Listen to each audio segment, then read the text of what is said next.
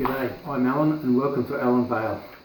I thought we might, just before I start talking about building the kit home, we might talk about some of the things you need to do. First of all, you're going to need a building licence, you're going to need a kit home, you're going to need an owner builder's licence if you want to build it yourself, and you're going to need a bushfire assessment. Now the bushfire assessment is important because the builder needs, the kit home people need to know how to build the house based on your fire risk. So these are some of the things. Let's unpack this kit and have a look.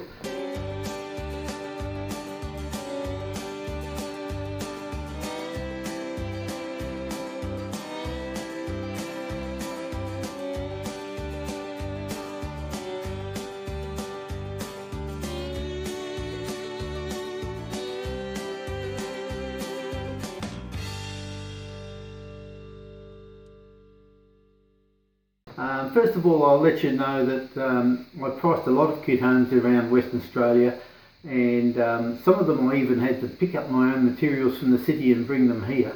But Kit Home in Sydney did all that for me. Now their local contractor wasn't available, their agent, so I cut out the middleman and I saved a lot of money by dealing directly with Sydney. All the materials that were supplied here on site were from Bunnings in Western Australia, from Bunbury, from the window frames, they all came from Bunbury. The roof trusses and wall frames all came from Rockingham, and they were all delivered on site when I wanted them. And so Kit Home in Sydney were in Penrith, they're a great little supplier. Let's unpack this package and see what's in it. Well, first of all, we've got the kit information that came in the package. There's information on hanging the doors, information on fitting all the gyprock. There's the kitchen cupboard layouts that came with the flat pack kits. I had to do a tax information on building the house, but because I took so long, they didn't bother. I got that an exemption. Site safety notes, subfloor layout with the wall framings placed on it.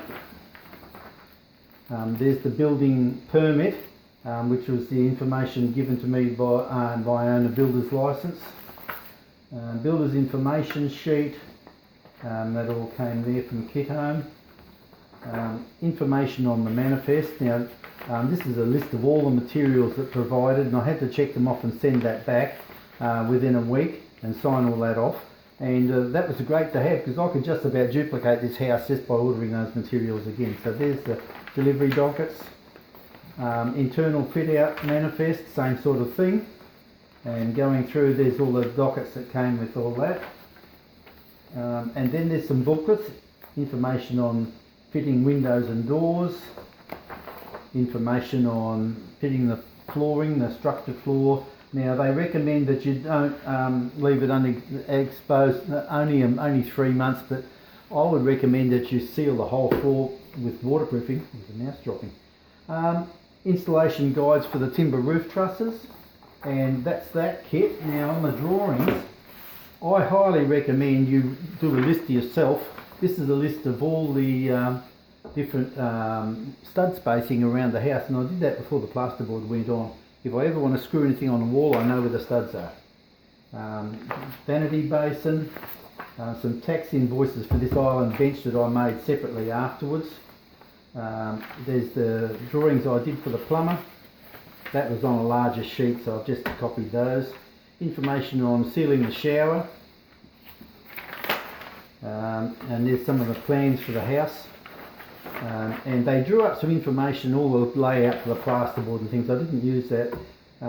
Stump layout as recommended by them, and there's a set of plans and how to put the cladding on the wall where it goes. Tie down information for anchor points all through the wall of the house. How to fit your stumps and your spacing and your bearers. All these details, and there's some details there. Of course I knew a lot of that already. Then we're getting into the plans of the house, and that's an illustration of it. There's the wall layout, and the walls were delivered in panels which I put up. They told me some information on how to do the floor joists, on how to do the floor sheeting, on how to do the veranda layouts and studs, where to put the strapping in the roof, and there's the stumps or bearers, that's where they had to go,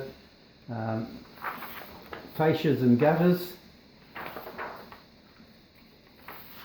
roofing layout, plasterboard ceiling layout, and that's pretty much it, and components for putting the drawers together in the flat pack kitchen. So that's all the gear that came. So there you go. That's the sort of information that was provided, and it was very easy to work from all that stuff. I found it useful. Some of the Kitome people weren't very helpful at all, but Kitomes Australia, or Kitome, Kitome, did a wonderful job, and I would recommend them to anyone. We didn't have an agent in West Australia when I built, and so I said to them, can we cut out the middleman, do I save any money? And all the delivery was free, and I built the whole house for about $50,000 plus my electrical and the plumbing and a couple of things like that. So that's where you need to get started. You need a building licence, you need an owner builder's licence, you need to tie up a builder and get a price or a kit, and you need a bushfire assessment.